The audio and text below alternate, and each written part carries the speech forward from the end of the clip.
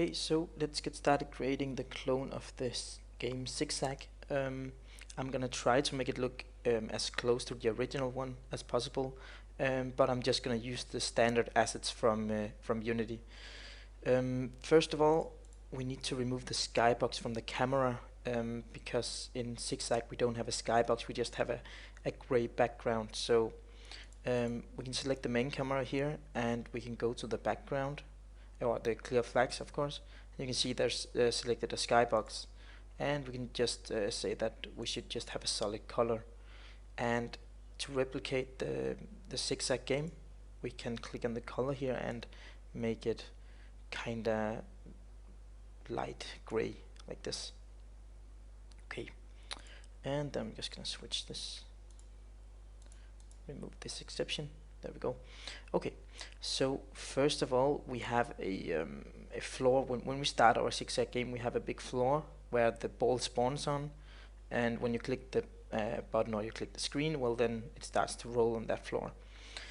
So we're gonna start creating our floor, and as the floor I'm simply gonna use a cube. So I'm gonna go to game object, I'm gonna go to 3D object, then I'm gonna select the cube, and this cube is gonna be the floor itself. So I need to rescale this, and I'm just gonna throw some random numbers in here. I'm gonna say it could be 20 times 6 times 30 or something. Okay, so now we have our starting area, and in ZigZag all the floors and everything as standard is has a bluish color. So I'm gonna add a new color to this cube, and I'm gonna do that by creating a new material. And I can do that by right clicking in assets, going to create, adding a new folder and calling it materials. And inside the materials folder I'm gonna add a new material by right clicking, going to create, and then selecting material, and I'm just gonna call this floor material. So if I select this, I can select the color, and yeah, what kind of color does it have? It has some light bluish, something like this, I guess. And when I've done that, I can add it to my cube here so it gets the correct color. When I've done that, I can position my camera a little better so I actually can see what's on the ground here. So we need to move the camera later so that we can actually see the player. So the camera should follow the player around the level, because we are gonna make an endless level. But for now, it's just put it like this. And basically this ground here is gonna be our starting area, where the cube always spawns on. So we can just rename this cube to start. So select the cube, press F2, and then name it start. Okay. So the next thing I want to do is to add the player, and then I want to add some simple functionality to my player. So my player is basically just going to be a ball. So I'm going to go to a game object, 3D object, and then I'm going to select a sphere as my player. And I'm happy with the standard scale here. The only thing I want to change on my player is the color, because in the ZigZag game the player has a black color. So we're going to go to our materials folder once again. We're going to right click, we're going to go to create, and we're going to select the material, and we're just going to call this player material. When we've done that, we're going to go to the color up here, and we're going to select a black color. And to apply the color to the player, we're simply going to drag it onto the sphere here. And when we've done that, we can click on it, press F2, and then rename it to player. So now we actually have our player, and we can put it down onto the surface here so that we can see it. There we go. We can see it down here in our camera. And now we can actually start creating our first script for making the player move correctly. So in ZigZag we have it like the player starts to move in one direction, and when you click touch the screen or click on a button, the player changes direction 90 degrees to the left, and when you click again it sags back to the right. So it's that 90 degrees turn we need to do. Right now we've created a 3D project. I forgot to say that in the beginning, but this is a 3D project. and right now the projection is perspective, and later when we have set up the camera and everything, we are gonna change our perspective to orthographic because it makes it look more like ZigZag, because ZigZag kinda is a 2D game. But right now when we set up our camera and everything, it's easier for us to work with it if we have perspective on. So with that in place, we need to add the scripts for the player and everything. So we can go to our asset folder here and right click, go to create, and then we're going to create a new folder for our scripts. So we're going to name it scripts. And if we double click on it, we can go into the folder and right click again. We can go to create and go to C# script. And this script should be the player script. So we're just going to name it player script. And when we've done it, you can double click on it to open it.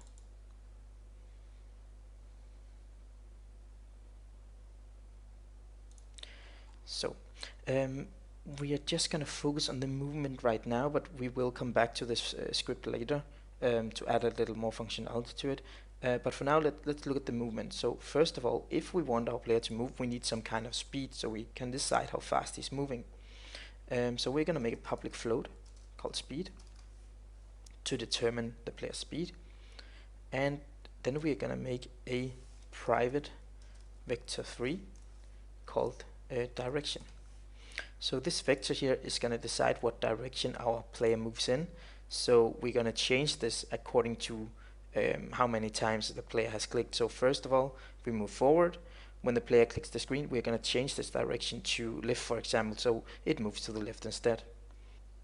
And as you can see, we made this public float, which means that we can access our speed from our inspector. So if we save this and jump back into Unity, and we take the script and apply it to our player, because every time we need a script to function in our game, we need to apply it to a game object in our game, and this script is going to control our player. So the player script is just going to go on our player here, and as you can see, the speed here is 0.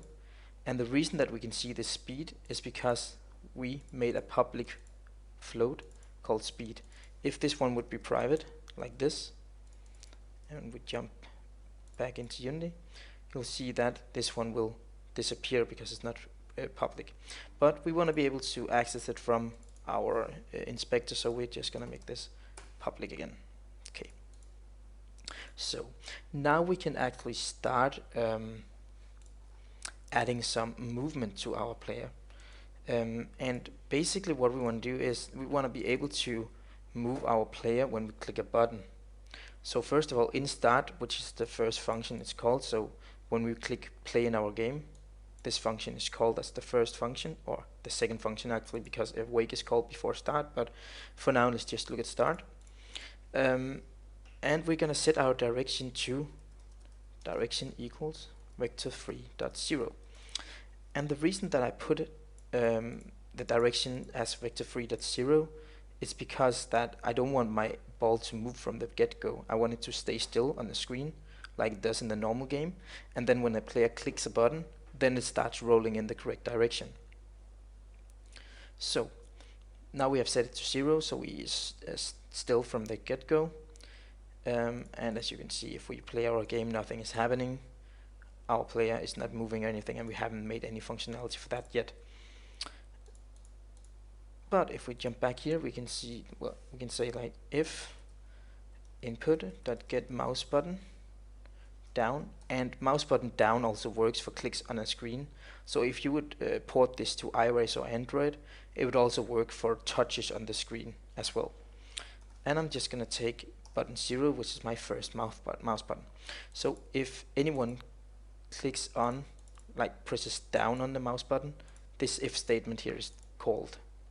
So if my direction equals vector3.forward, well, then I'm gonna say my direction equals vector3.left. Okay, so what does this do? Well, it checks the direction here, and it says if the direction is forward, which means that our player is moving forward. Well, then we need to change the direction to left, so he starts moving left instead of forward. And on the other hand, if you make an else statement, we will say direction equals vector 3.forward. So this means when we start our game and press the first mouse button, it will check, well, is the direction forward? No, it's not forward because it's 0. Well, then we're gonna set the direction to forward, and then we should move forward so our player moves forward. Next time I click the mouse button, it will check, well, is the direction forward? Well, yes it is, which means that it will change the direction to the left instead. So now we have the functionality for changing our player's direction. So the next thing we need to do is to make sure that the player moves, because right now if we save this and go into our game, nothing's happening. Even if we press the button, nothing's happening. We are setting our vector, but it's not doing anything. Even if we set our speed, let's say our speed should be 10 for example, as you can see, nothing is happening. We could actually demonstrate here. If we jump back here and make this public direction and save, and we jump back into Unity, see that we have our vector here, and when we start our game, this direction here is 0, 0, 0 because it's a vector 0, so it has no direction. But when I click a button, you'll see that the C value here just went up to 1, and next time I click it, the direction, X direction here, went up to -1, and that's because C plus 1 is forward, and X minus 1 is to the left, and when I click again, it switches. So every time I click the mouse button, you'll see that the direction here changes.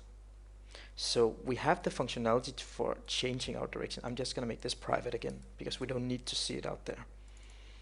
So now we have the direction for changing, we have the functionality for changing direction, of course. That's what I'm trying to say. And the next thing we need to do is to add the functionality for moving the player. So we're going to do that in fixed update.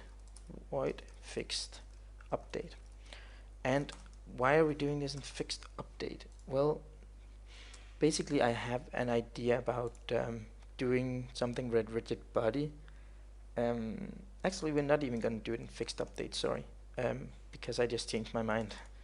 I actually want to do it in update as well, because fixed update is usually for functionality when you want to move a rigid body, and I don't think I want to use a rigid body here. I think I just want to translate the character, because we're going to do 2D anyway later. So we're going to calculate how much we need to move, and we're going to do that by, say, float amount to move equals speed times time delta time. Okay, so what did we just do?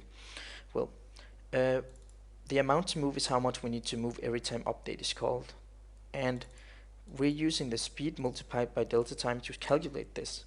So instead of just taking the pure speed and applying it to the player's position, well, then we multiply by delta time to make sure that this character or this player will move identically on every single device, because update is called at different amount of time dependent on the FPS. So if you have 60 FPS, you'll call update 60 times per second, and if you have 100 FPS, you'll call update 100 times per second. So to make sure that everything moves the same way, we'll multiply by delta time, and when we take that into account, well, then the character should move the same amount on every single device, because the time is calculated in here. So and then we're simply gonna translate the player by saying transform to translate. So we take the transform component here, and the reason that we're accessing the transform component is of course because this component out here is what we use to move stuff around, because as you can see, the player has a transform component, and if I move him up, the Y value here changes, and we actually just need to use this transform component from within our script. So what I'm doing here is that I'm writing transform to access this transform component, and then I'm going to use a function called translate to move him, and that function takes the vector 3 translation, and that's basically my direction multiplied with my amount to move. So we already calculated our direction up here, so we know which way we need to move when we click our button, and then we're just gonna add the amount to move so we know how fast we need to move the player. So what we're doing is that we're actually just changing the transforms values here. Okay, so let's give it a try and see how it works. We have 10 speed and we have saved our script. Just let me make sure here, and let's give it a try. So if I play now, nothing should happen. If I click the mouse button, player starts to move forward. If I click again, he moves to the left. So as you can see, every time I click the button, he changes direction. And this is exactly how the ZigZag game is. Every time I click, he zigs and then he zags. Okay, so now we have the player moving kinda. But as you can see, he's not falling to the ground or anything, and we are not interested in our player floating around, so we need to add something to him. To add physics to a game object in Unity, we need to have a rigid body on it. And right now our player doesn't have a rigid body on it, but we want to add gravity to him. So basically we're gonna say add component, and we're gonna say rigid body, and that adds a rigid body to him.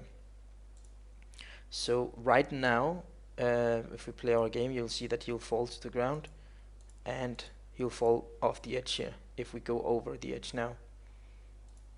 But we are gonna have a lot of collisions and stuff, and our player is gonna run through some bumps maybe or something. So we want to make sure that he doesn't just jump off the edge by mistake if he hits a little edge or something. So to make sure that doesn't happen, we are gonna set some constraints here, and constraints means that if he hits a wall, he's not gonna fall to the side where he is constrained. So we're just gonna constrain all these except the Y, because we want to be able to fall off the edge, but we don't want to be able to be pushed off the edge. But if we run over the edge by ourselves, of course we need to fall down and die. Okay, so now that we have the player's movement in place, I think I want to try to set up the camera.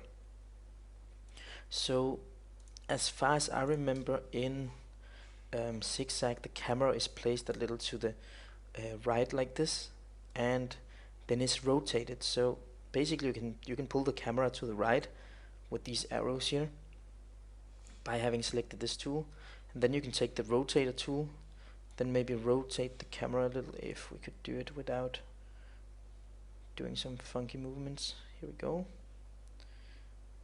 And I think, let's see, yeah, that kind of looks right. I'm just gonna try to look at my phone to see how it looks in the real game. Yeah, it looks kind of right. You can of course just play around with this as much as you want to make sure that you get the correct correct rotation. As you can see, I think this is kind of right. So try to rotate it, and then the player of course needs to be placed correctly. I think he's placed something like this from the get-go. And I'm gonna select the camera one more time, just move it a little back, I think here. Okay, so now we kinda have something. We can always move this out or in or whatever we want to. So next I want to try to change the perspective to orthographic. So as you can see already, it's zoomed a lot in and everything.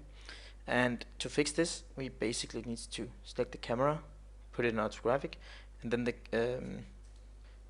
we need to change the size here, say 10. Yeah, that actually looks very right. Put it down a bit maybe so we can see the edge of this. Yeah, just like this. I think this is fair. This looks a lot like the real game. So change the size of the camera and set it orthographic, then put it so you can kind of see the edge around here. So now we have our camera looking correctly, and if we play our game, our ball here is zigging and it's sagging. But our camera is not following the ball yet. And the easiest way to make the camera follow the player is basically just attaching it to the player. that makes it way easier. If we have some problems with it later, we can always make some scripts that make sure the camera follows the player instead. But for now, we can basically just take the camera here and attach it to the player like this, and then when we play our game, the camera now follows the player, as you can see, and this should actually make some nice gameplay. So I think this is it for this part of the video. I'm gonna split this into different parts so it's easier to keep up with.